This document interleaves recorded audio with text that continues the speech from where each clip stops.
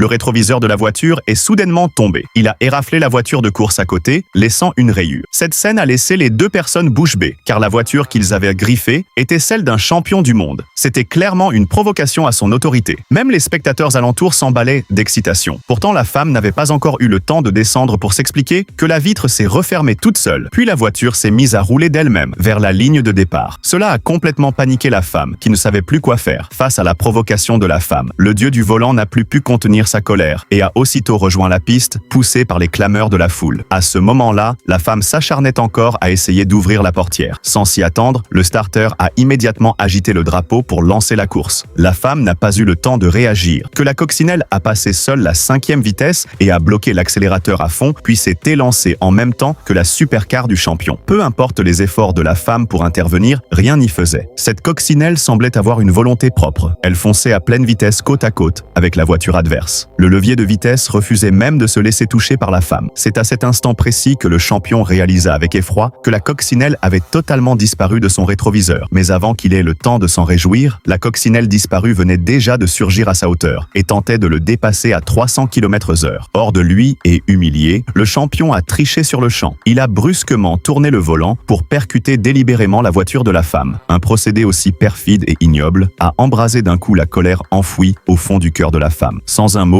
elle a enfoncé l'accélérateur à fond et en marche arrière, elle a rattrapé la supercar du champion. Le champion, hébété, est resté figé sur place. Revenu à lui, il a de nouveau tourné violemment le volant pour tenter de la piéger, mais la coccinelle a relevé son avant dans la seconde, puis a effectué un tête à queue à 360 degrés pour se remettre en position.